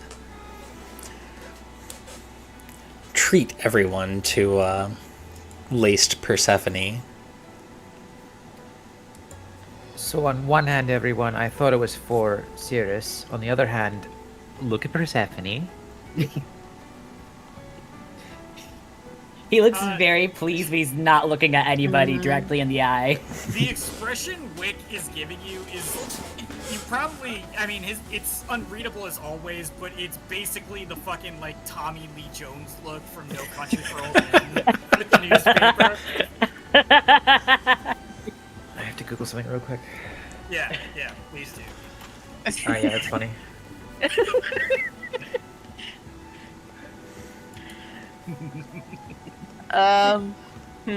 Will there be anything else before we go? I'm Yes. ready whenever you are. No. Are we? Okay, nope. Yes. Let's go on this play date. Let's do this. Let's play shift. Fine, everybody. It's plane shift, Emer. Plane shift. What do you? Play? No, it's a play shift. Oh, that's what I thought I heard the first time, but Cast the fucking spell. I will Spell do it, as maybe. asked and cast the fucking spell. Absolutely. I thought we were going to play. You all join hands as the fork kind of floats in between you all, and the magics begin to ripple out, and you watch as the world around you kind of fades away into this faint kind of violet stardust mist that begins to kind of percolate around. And a long moment passes as the space kind of reshapes around all of you. You are floating, essentially. The ground is gone beneath you, and in every possible way you look, you just see the abyss of starlight twinkle in and out. It seems to kind of like almost band in some places where the lights stretch out and are pulled before reaching maximum tension and simply disappearing. The center of this area, a place that your eyes cannot help but be drawn, however, is a single shard of soil and metal adrift in the abyss, with a large clockwork mechanism set right in its center. Maybe this little island is probably about 50 feet across. The mechanism itself is about 30 across. And it looks like it was at one point some sort of throne-like contraption. And it goes up for about 20 feet before it kind of terminates off into these little spindles with gears slowly ticking. And in the center, floating above it, is another just massive set of hundreds of gears, each ticking in time. And you see a faint spool running through them that feeds back into this empty throne. But there is nothing else here.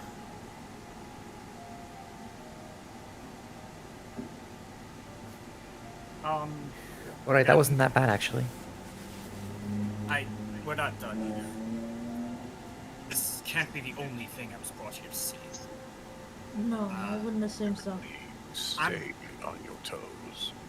I am going to put my whole pussy into this perception roll. Okay. Back that whole ass into it. The whole yeah. robo pussy. Is there a higher word than yes? Yeah, well, it turns out that the whole pussy is reliable talent 10.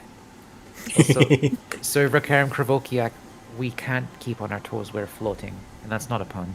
It is an expression. Very well. You spend some time to kind of look around, trying to find more to it. And you realize this film that is winding through the gears, rather than just being some kind of faded gossamer, looks to have images on it. But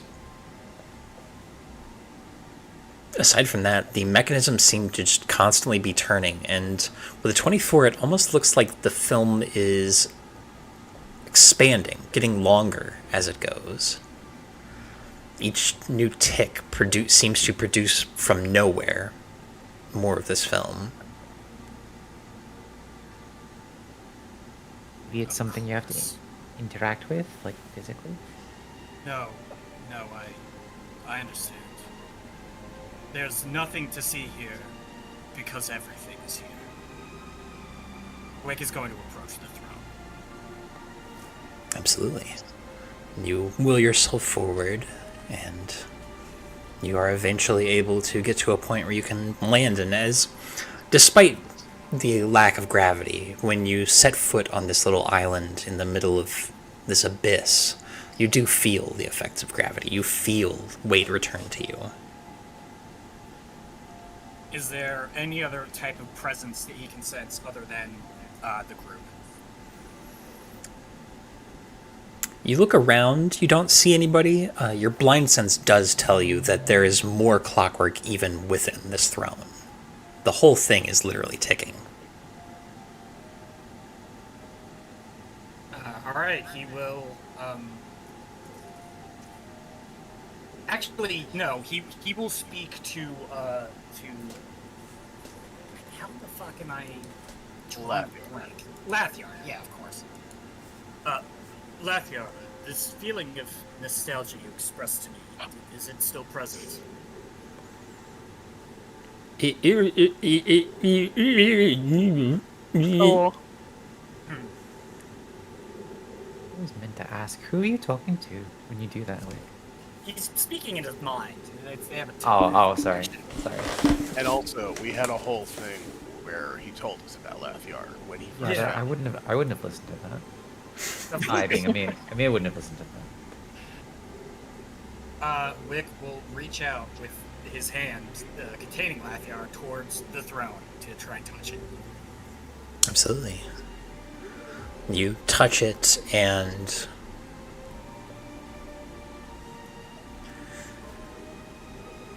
give me a wisdom save. Oh boy, buddy. Here we go again. Hey, where am I? Hey, how close? Yeah, did you follow me down? I mean, I would have gotten onto the island. Then yeah, you'd be in range. Alright.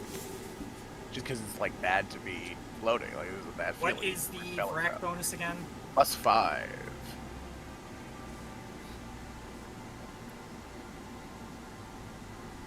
Come on, buddy, you got this. 27. 32. 20. No, I added in the +5 man. 27. So you touch the throne, and for a second, all of the ticking stops. You don't hear it. And there is just this brief moment. You see... Sorry. A dying child. You see a hillside on a world alien to your very ideas of conception. You see a boy, chitinous skin, strange flowing clothes, different angles of the fabric, with this strange kind of almost gauntleted axe, kind of climbing up, looking up the hillside to a massive mountain that looks to be a dormant volcano, smoke faintly coming out, before kind of winding back to chop into a tree. And you are able to pull yourself back before you are drawn deep into whatever memory this is. Because you become intimately aware that this is something's memory.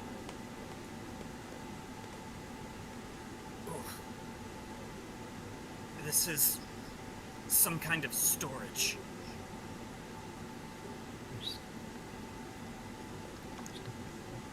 Why would they construct a storage receptacle to look like a seat?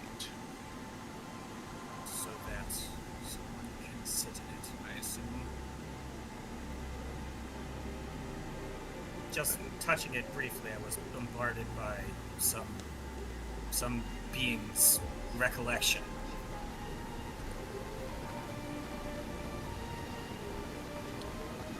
I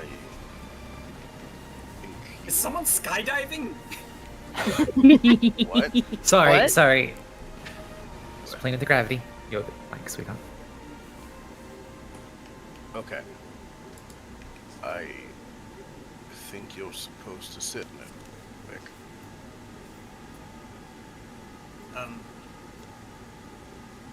Alright. Please allow me a moment. Wick is going to sit for a moment and meditate and attempt to center himself in the way that Frack has taught him. Absolutely. Oh, I would like you to give me a charisma ability check. Oh boy. It's gonna be neutral. It's gonna be neutral because of my... Oh wait, no, not... If it's not a save, then my ring will apply. Yeah, it's just an ability check. Okay. You attempt to center yourself. Sitting on the throne, you feel that same kind of... The ticking stops behind you. You can hear it, but it tunes out to you. A long moment passes before you hear a voice that is at once Lathiar's, but also not. What would you like to see?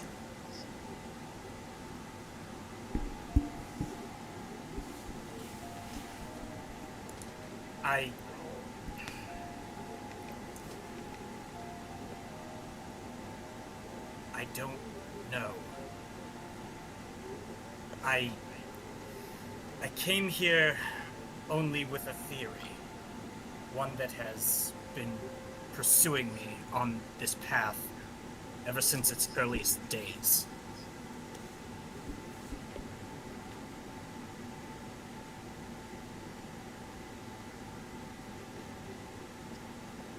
What is the nature of the word calamity?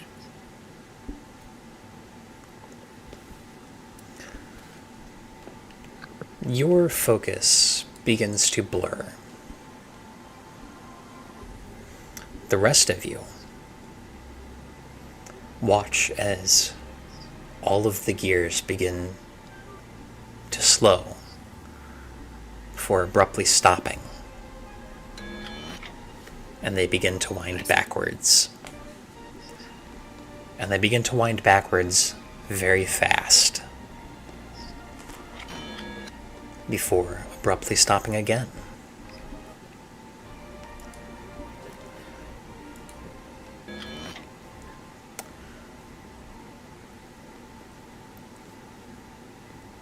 I want you, Wick,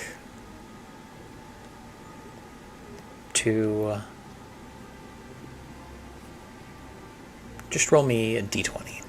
No modifiers. Alright.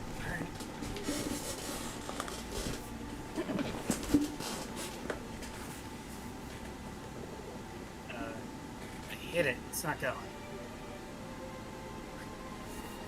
Just type it out. Oh, there it is. There you go. Yeah, 4. Okay. Shit. The Nipponese number of death.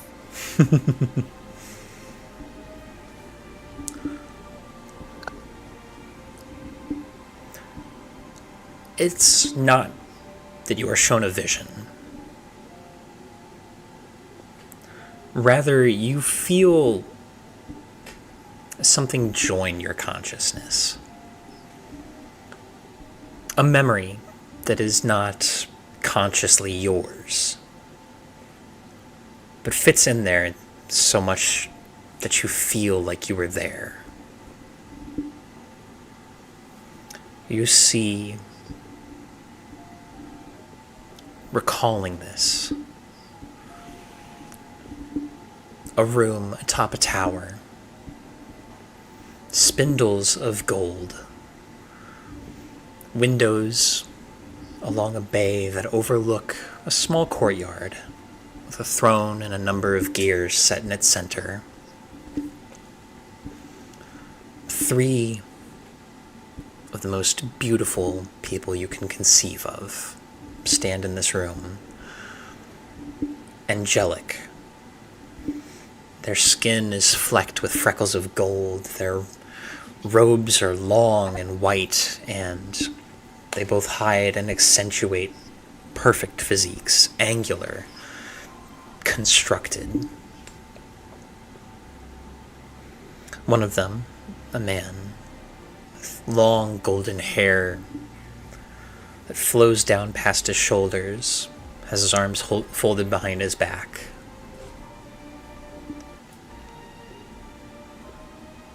Lady Waylenshaw, do you truly believe that there is no recourse for the coming of this exoplanet, yes?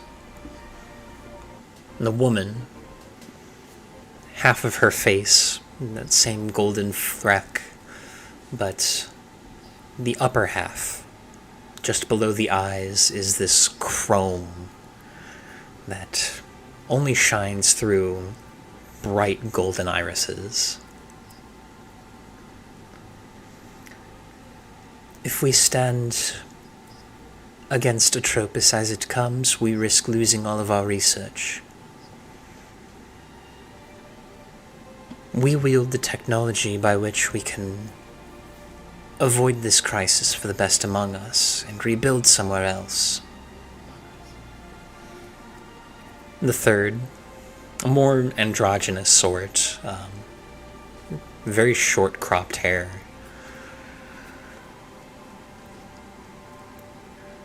If Lady Waylenshaw believes that it's possible we can destroy it, but the cost would be too great.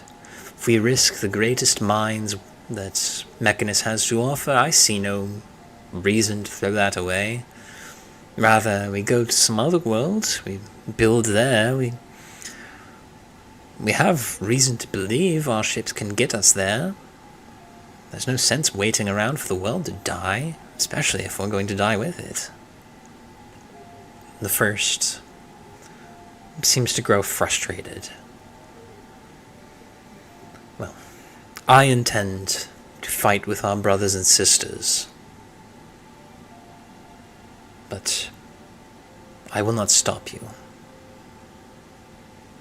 Just know that Mechanus does not fall willingly.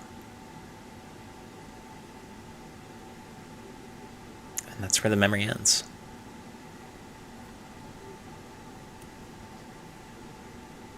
She understood something I've only just started to grasp. There's more to this than just Atropus, isn't there?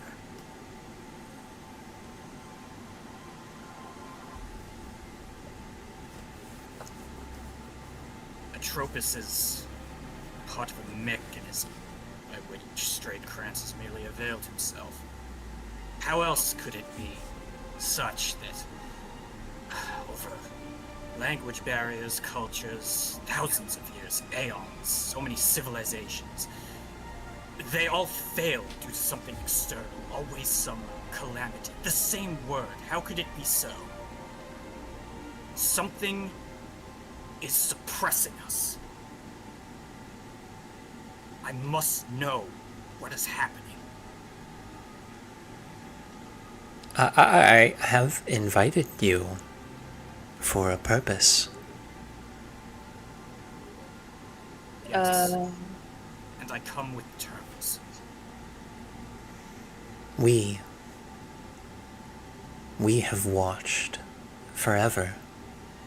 We are time. This is the clock that records every moment. You asked to know what calamity means. Do you truly wish to know? With all my being, this is the purpose for which I was born. You feel something that is impossibly greater than yourself shift and stir. An invisible hand lifts your chin. Prize forces you to see. You look out at your friends. This is calamity.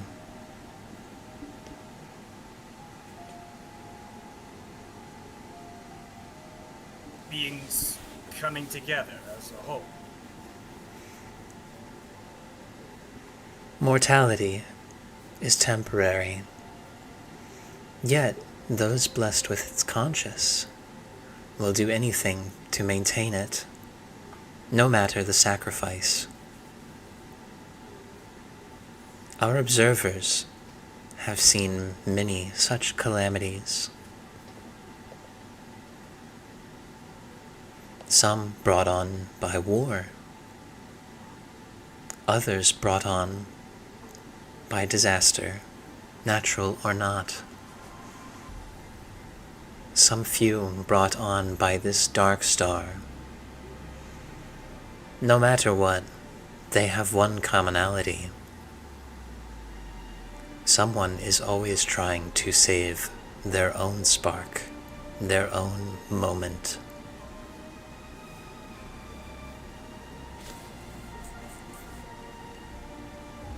That's the answer. It's self-inflicted? I can't accept this. Self-inflicted, no. Many cases are self-inflicted, yes. But many such crises have been overcome by peoples who come together and abandon ideas of self to fight for the greater good, to fight that the record may continue. Agnostic, a conception of self that has beginning and end.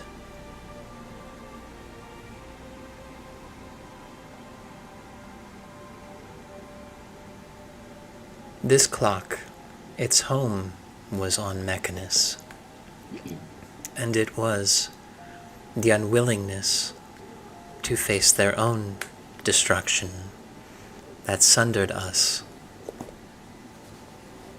Yet, it was the conscience of timekeepers scattered to the stars that has given us this plane.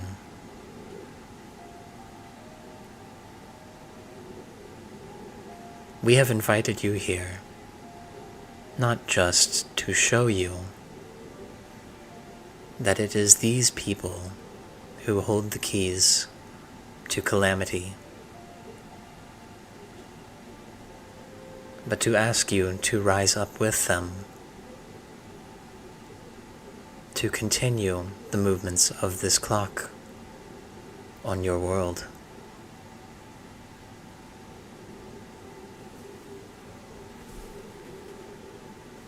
Seeing what you have shown me, I have to wonder.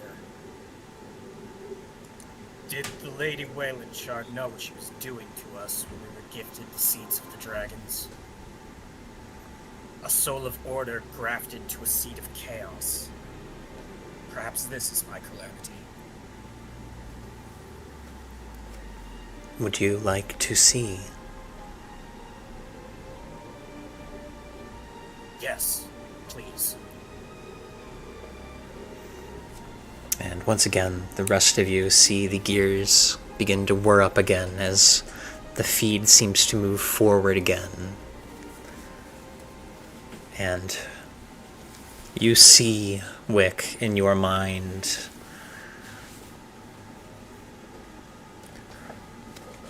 battered ships, maybe 2 of them out of dozens that made it off of Mechanus. You become intimately aware of the various circumstances, the deaths, the breakage that occurred, the number of ships. Maybe 50 set off, but about 12 made it through. Not even half of the people who set out from Mechanus even made it to Herat. You become intimately familiar with that. You see one of them, the largest of them, shattered across the Emersian coast. You see damaged remains. You see dragons swooping down to investigate invaders to their home. You see arrows of light shot through them. You see a ritual that binds some sort of god to a single massive stone.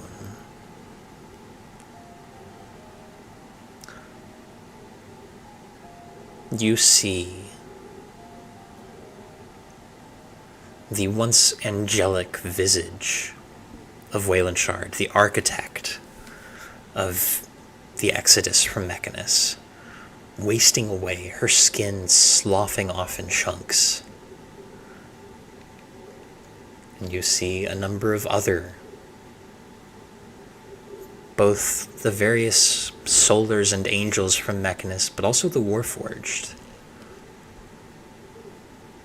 decaying.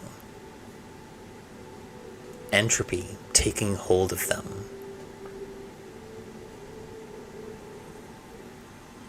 You see a bargain struck with a god sealed.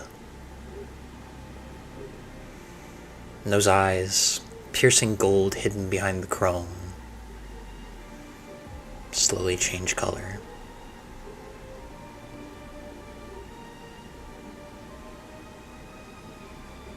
The entropy stops.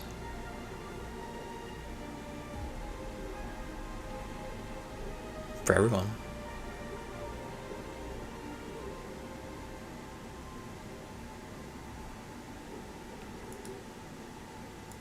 Is that the lesson, then?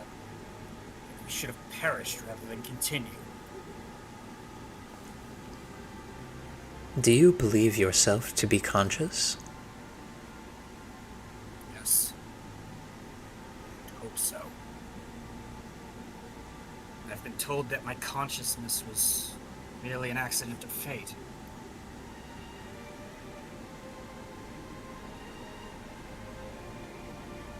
I do not believe so. We do not believe so. There are no accidents. Fate is simply the record on which our songs are sung.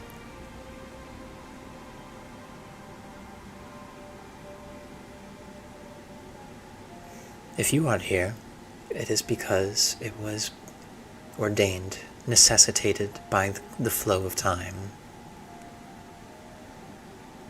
If you are here, it means you were given the free will to form your own agency. And if you are here, it means you were someone else before. Dolls of war do not have agency.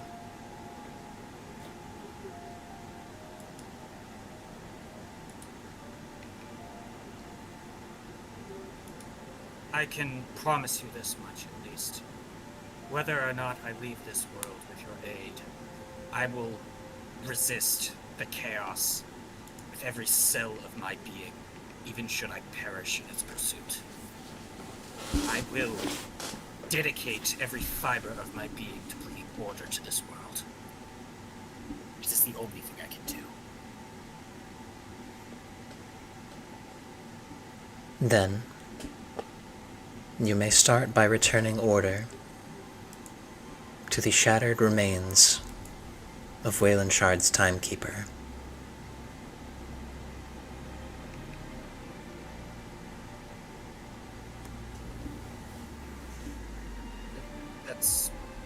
Who is that?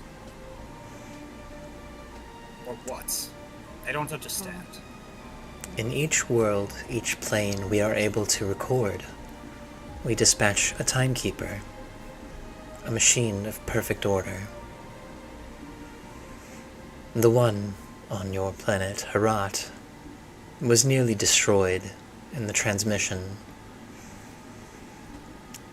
and Waylandshard's covenant with the sealed dragon god eroded it further. Destroy it, and we will make you our new timekeeper. And it's upon the western continent? Indeed it is.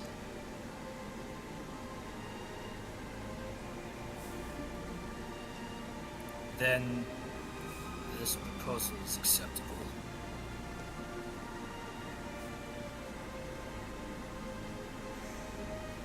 Very well. May I make a request before we go? You may. Our airship requires planar gear in order to function. Its own is almost expired.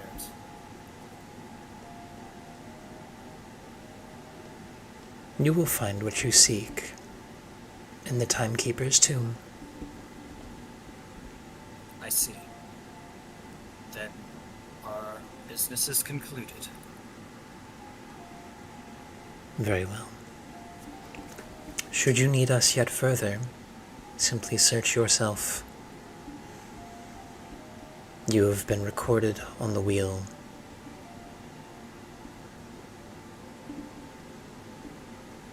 And Rick will stand up.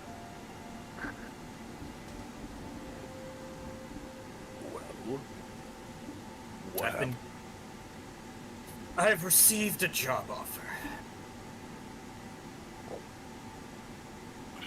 From a chair? Yes. Not from a chair, from this entire apparatus. It spoke to me. I'm assuming we all saw the visions, right? Only Wick. Only Wick? Okay. We just saw the gears start and stop. Yeah. Mm-hmm. And the What film is- kind of forward and rewind. Okay. What is the job then?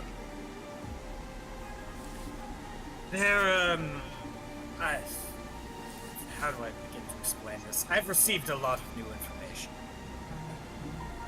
What is the specific job that the throne has tasked you with? There's a fragment of a being upon the western continent that has been corrupted by chaos. By the deal the Lady Waylandchart struck to keep herself and my fellows alive after our transition from the plane of Mechanus. I am to end its suffering. Very well. Can we get to there from here? No, we will have to exit the plane shift and travel there by the airship.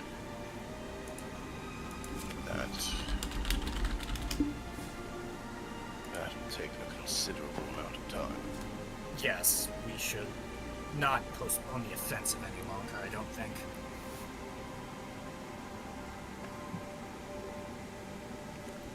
You could theoretically plane shift back specifically to the western continent if you wanted. You guys want to fucking do that? And then Chipper could teleport us back home. Yeah. Okay, you want to just go for it? Yeah. why Go the for fuck it. not? Fuck it. Do it. Let's do it. Time is of the essence. Fuck it, let's be legends. Right, like, We're going to Emercia. logistically, that makes the most sense to try to get to this. Well, Brack doesn't know, but the Timekeeper's tomb from here, teleport back. Otherwise, it would have to wait until after we take the capital, and I don't know the time frame with Atropus after that. So now's the best time. Fuck it, we ball. Fuck it, we ball. Fuck it, we ball. As long as this time bullshit can put us like right there, like very close, then yeah, this is the move. Yeah, you can specify a target destination in general terms, such as blah blah blah. So you could specifically specify New Waylandshire and Emercia. Very well. To blah blah blah. Well, if we needed to travel there conventionally, I suppose there's no point putting it off any longer.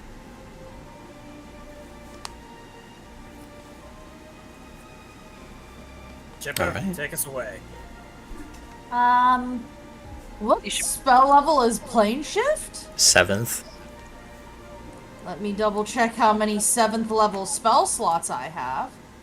It's a good thing we also made sure to tell Cirrus explicitly to take plane shift for today, multiple times.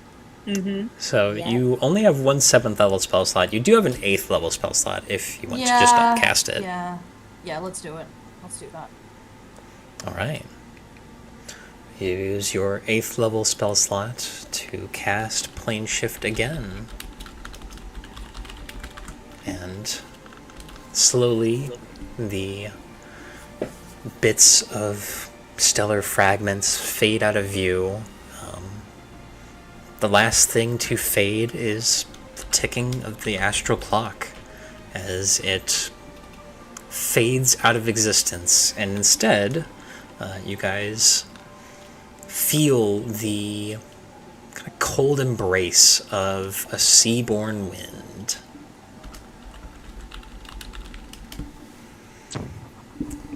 I did not upload the map for Amercia yet, but we'll have that next week. Yeah, alright. Sorry, Matt. No, sometimes things happen. Yeah, I wasn't expecting us to just go for this right the fuck now. Like, why wouldn't we though? We have the time. Yeah, sure. Did the throne tell Wick, like, where to go at all? Yeah. I just said the tomb. But Well, maybe Lathiar knows. you all find yourselves in a seaside, cozy little town. You're up on a hill that overlooks a pretty small little fishing hamlet. It is what you see when you look to the northwest that holds, that is awe-inspiring. With the exception of Wick, none of you have ever been to Emercia. The remains of old Wayland Shard, parts of which have become new Wayland Shard, are awesome. You see towers that once poked up to the heavens, shattered and fallen in on themselves.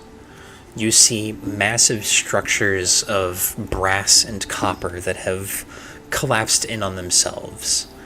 Pyramids with massive holes in them. Remnants of a war, old now. You see a small township off in the middle distance that has been erected around an airship that crashed, with a number of structural supports around it propping it up as buildings have been built out of it.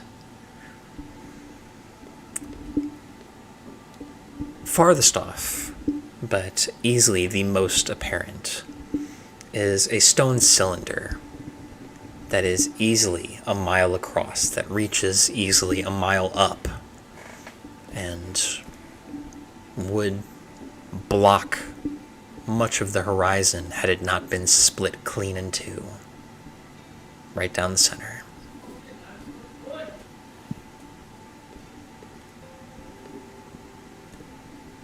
That looks like a tomb to me.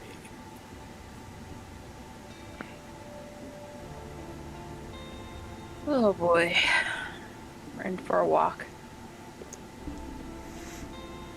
Hey, who the fuck are you guys? As you guys are kind of accosted by somebody kind of coming up the hill, rather threadbare in clothes, looks to be a fisher of some sort. I ain't never seen none of you. I ain't never seen none of you around here, and you got one of those fucking death machines. Depends. Who the fuck are you? I'm fucking asking. So am I. We're It is here a from pleasure. the east. Sorry, go on. No, you're good.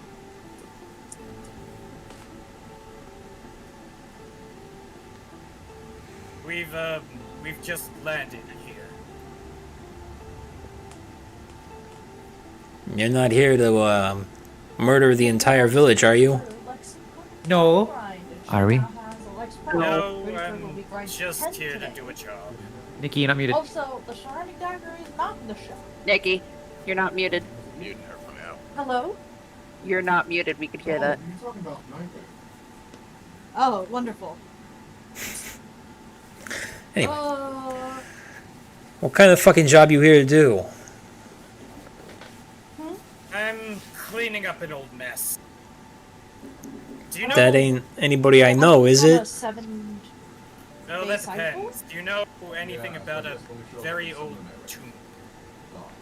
All kinds of old tombs up in Old Wayland Shard. And I guess that's where we're headed. Next week or the week after? So, Yeah, alright. would you mind helping me check? But Nicole! also, I require I'm gonna go ahead and... stuff. Yeah. Thank you. She broke out of containment. No, I server muted her when I... Alright. She's unmuted, but, Matt? Oh. Oh, I just muted her for myself. Whoops. Oh, she's You had a muted for you, then she's muted for... I require creds, because even if it does come up, I'm just I gonna don't turn her have down creds for me. it. Yeah. Yeah, it'll work. So, there's lots of old tombs. Was where we were at. Yeah, you'll probably find all the old tombs of the dead houses up there. Alright. If you're looking for something specific, if you go to New Wayland Shard, and he kind of points at the city on the capsized ship, and look for Duke. He's the only one who really knows anything that survived the war. Oh, yes, I've heard that name before. What can you tell me about them? I mean, he was Miss Wayland Shard. He was Wayland Shard's right-hand man. Until everybody turned on everybody. Right. Sorry about that. Yeah. Look, I'm a little more tolerant, because I was in Iberia at the time, but, people ain't gonna be jazzed to see you. Yes, I know. I have a lot to answer for. But who knows, you know? Time heals all wounds. Something like that. Anyway, glad I don't have to call the brass guard on you guys. Fuck off. And he just turns around and starts back down the hill. Fuck you. Yeah, fuck you No, too! no, Princess. He's quite within his rights. So am I. Did we ever tell the princess about the whole deal with Wix trying? No, I suppose now's a good time as any. So Princess, Yes. my people, were apparently rather prolific genocidaires in this part of the world. As you are, yes. No, I mean, we killed a lot of people. I So, see. that man's anger is, quite understandable and to be expected going forward. After they do that, they do tend to soften up. My parents like you, Wick. Well, your parents were, singularly understanding about the whole thing. Matt, do you still have Nikki muted? Well, No, I got her back up. Okay. sorry about that.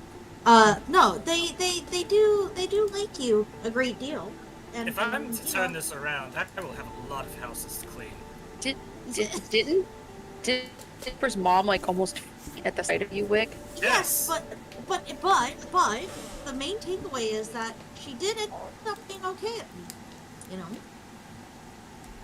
So all is well that ends well, so to speak. Yeah, but your parents are okay with me. That's not the norm. Why shouldn't it be? Shouldn't and is are different. Yes, sir, for Karen. Very good. Can't wait till we get to new sentences next week.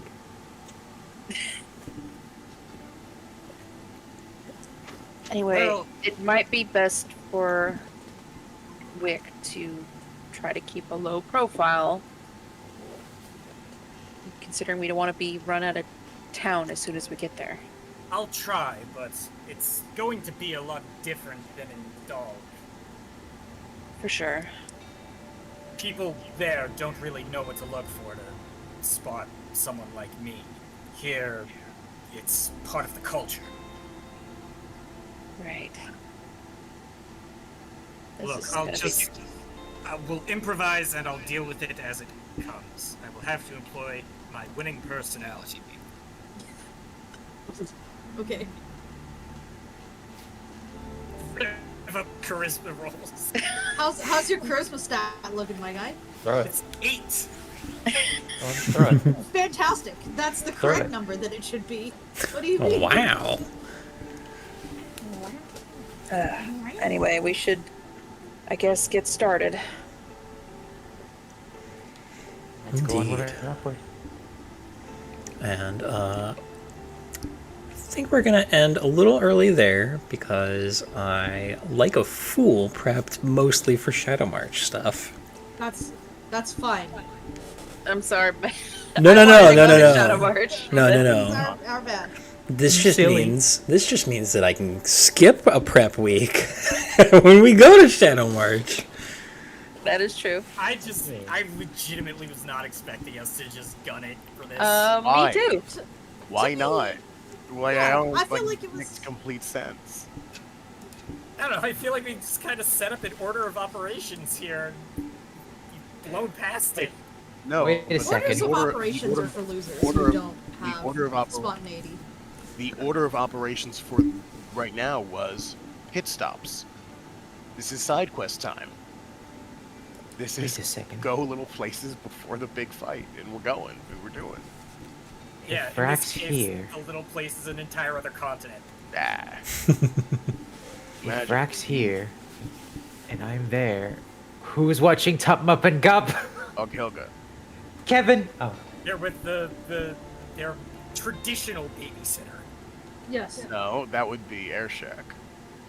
Air Shack was the first babysitter. Yeah. Mm-hmm. No, Mub Tup and Gup Brack left, and is going to leave for a while at the keep Yeah. because it's time for war. Mm-hmm. So, we will be back next time to do some battlefield exploration. Oh boy, war trauma! Yay! Until then, goodbye. Good night. Fuck the Supreme Until Court. then, lobby for dentists to be on public healthcare. Do it now. Do it or else do it. Supreme Court so